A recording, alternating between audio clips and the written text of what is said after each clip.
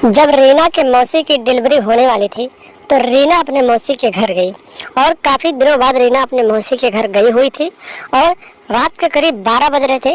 रीना अपने मोबाइल में 61-62 वाला वीडियो देख रही थी, तभी अचानक उसका मौसा उसके कमरे में पहुंच जाता है और फिर उसके साथ घपा-घप वाले गेम शुरू कर देता है।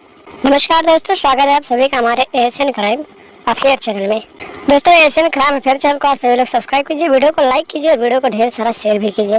दोस्तों, चढ़ती जवानी और तड़पती हुई हवस की ये कहानी बिहार के मुजफ्फरपुर जिले से सामने आई है, जहाँ पर एक रीना नाम की लड़की रहती थी जिसकी उम्र लगभग 17 से 18 साल थी। बेहद ही खूबसूरत थी दिखने में और जो भी उसे देखता था तो उसका दीवाना हो जाता था।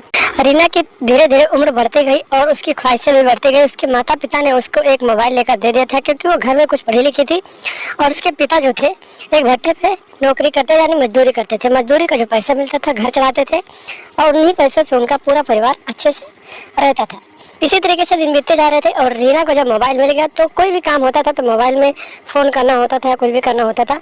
और जब भी पूरा काम खत्म करने के बाद रीना अपने मोबाइल में इधर उधर की वीडियो देखती रहती थी और कहीं ना कहीं उसे 61-62 वाली वीडियो देखने की लत पड़ी थी और जब भी वो अकेली लेटती थी तो अपने मोबाइल में 61-62 वाला वीडियो देखती थी। इसी तरीके से दिन बीते जाते और एक दिन की बात है, रीना की मौसी उसके पास फ़ोन करती है और उसकी माँ से बात करती है कि मेरी डिलीवरी होने वाली है तो तुम अपनी बेटी रीना को मेरे घर भेज दो क्योंकि मैं काम करने में थोड़ा परेशानी होती है। रीना की माँ भी मान जाती है और रीना अगले दिन तैयारी बना के अपने मौसी के घर चली जाती है। उसका मौसा आता है उसको लेने अपने घर चली जाती है, यानी जो अपने मौसी के घर चली जाती है। और जब रीना अपने मौसी के घर चली जाती है तो फिर वहाँ पर रहते उसे 4-5 दिन बीत जाते हैं।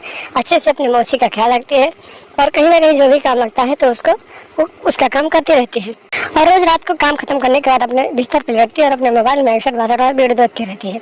इसी तरीके से समय बीतते जा रहे थे। एक दिन की बात होती है, रीना अपने मोबाइल में 61-62 वाला वीडियो देखती रहती है। रात के करीब 12 बज रहे होते हैं, तभी अचानक उसके मौसा की नींद खुलती है और वो लक्षणिका करने के लिए कमरे से बाहर जाते हैं तो देखते हैं कि बगल वाले कमरे में उसकी जो रीना है यानी कि उसकी जो साढ़ू की बेटी है वो लेटी हुई है। उसके मोबाइल में 61-62 वाला वीडियो चल रहा था। तभी अचानक ये वीडियो देखने के बाद उनकी नीयत बिगड़ जाती है और फिर वो उसके कमरे में एंट्री कर जाते हैं और फिर कमरे में पहुंचते ही वो जैसे ही कमरे में पहुंचते हैं तो उसके मौसा रीना को अलग तरीके से पलट कर उसके साथ घपा-घप वाला गेम शुरू कर देते हैं, यानी कि करीब 2 घंटे तक उसके साथ घपा-घप करते हैं और जिसकी वजह से रीना की हालत खराब हो जाती है और इतनी हालत खराब हो जाती है कि उसका पूरा चद्दर एकदम से ब्लड हो जाता है।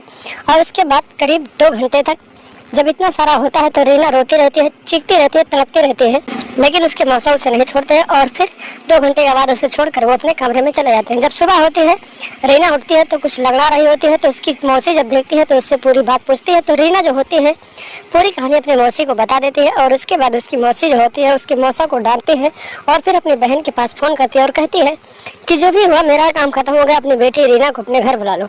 उसके बाद रीना जो होती है अपने घर चली जाती है, लेकिन उसकी माता पिता जब उसकी हालत देखते हैं तो पूछते हैं कि क्या हुआ। पूरी कहानी वो अपने माता पिता को भी बता देती है और उसके बाद उसके पिता जो होते हैं थाने जाते हैं और अपनी बेटी को लेकर जाते हैं और अपने साढ़ू के खिलाफ अपनी बेटी के साथ दुष्कर्म करने का रिपोर्ट दर्ज करवाते हैं और उसके बाद पुलिस एक्शन में आती है।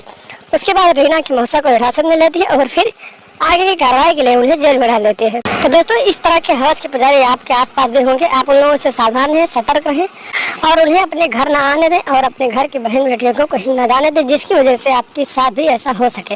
तो दोस्तों, लगातार हमारे साथ बने रहें, चैनल को सब्सक्राइब कर लें और हमेशा देखते रहें एएसएन क्राइम अफेयर।